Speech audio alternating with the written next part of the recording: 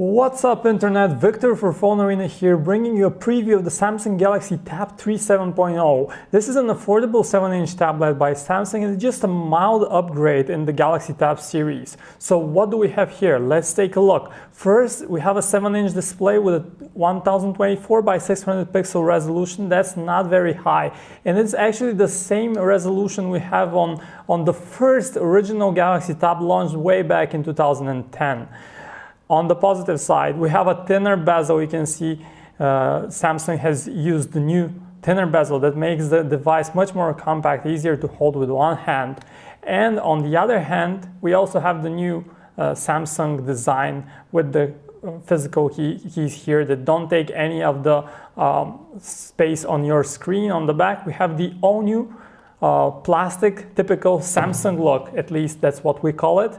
The camera is right here on the back in the center, and here we have one physical home key, the menu button, the back key, and on the right hand side we have the volume rocker and the lock key. Good news here is that we actually have an earpiece here, so you can use this as a phone. It's quite a bulky phone, it's a 7-inch device, but yes, you can just insert your SIM card right here and use this instead of your smartphone, make phone calls and use cellular data. What's it all about, and has technology moved fast enough, and has Samsung kept up with it? Let's take a look. One thing we wish Samsung upgraded in this tablet is the low-res display. Sadly, that has not changed.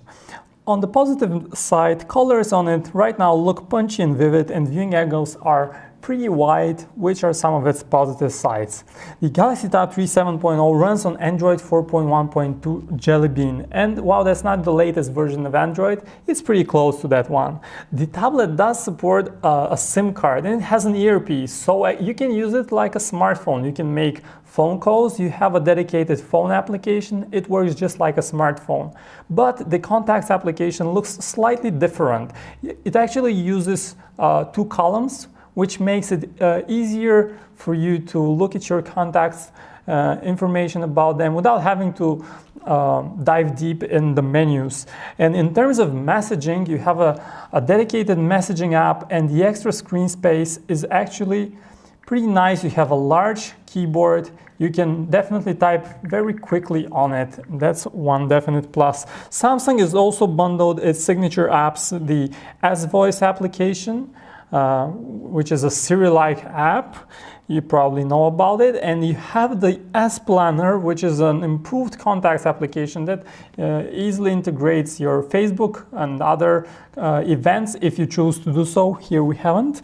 And you also have the S Memo, Chat on instant messaging service, and so on.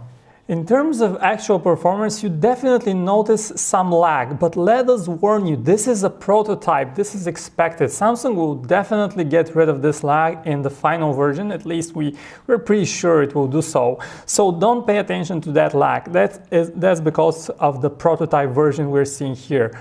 Otherwise, the device runs on a dual-core processor which has gotten a bump in the clock speed. Now it's a 1.2 gigahertz chip, and it has 1 GB of RAM, and that should definitely be enough even for playing some light games, but definitely not for heavier games. Speaking of internal storage, we have two models here, one with 8 gigs of internal storage and another one with 16 gigabytes, and those will have a different price, of course. Luckily, memory is expandable via microSD cards of up to 64 gigs.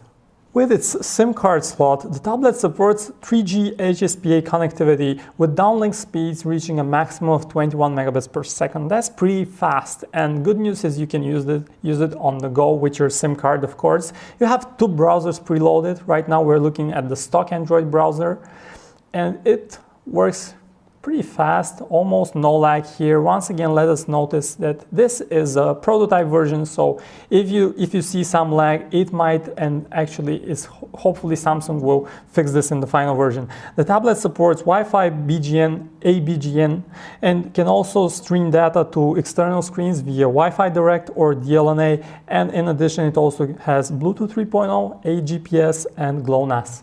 The Galaxy Tab 3 7.0 is not a photography-oriented device. in any conceivable way. But it does feature both a rear and a front-facing camera. On the back, there is a 3 megapixel shooter that on paper is capable of recording 720p video. Our non-final prototype doesn't capture the proper photos and videos, so we'll only show you its camera quality in the final unit. But as a positive side, we can mention that we appreciate Samsung includes a front-facing camera that you can use for video conferencing in apps like Skype. A 7-inch tablet is the perfect sidekick to keep you entertained on trips, and you can watch movies in virtually all formats here. DivX and Xvid are supported, at least on this device, and you can play 720p videos with ease. The music application also sorts your catalog by songs, artists, album, genres, and so on, and neatly it has a by folder view, so you can choose to select to view your music by folders, and you have two music applications. One is the stock Samsung one and another one is the stock Google one, so you can pick between those two. And sound output via the speakers is pretty loud, and it even has some depth to it, so that's nice. Now we have to emphasize, this is not a final device, so what do we expect to see in the actual final device? First, we expect to see the same design, obviously. The device, it has gotten a thinner bezel, it has become much more compact, it has become much lighter, and while those are just mild upgrades, they make a huge difference in daily use. The processor has also been bumped up to a slightly higher clock speed, but not a huge difference there. And actually, except for the physical dimensions of the device, not much has changed really. And we wouldn't expect you to upgrade from the second generation of this device to the third one. But if you like the cellular connectivity and the capability to use this device as a smartphone, you might actually like it. And let's wait and see how Samsung finalizes it.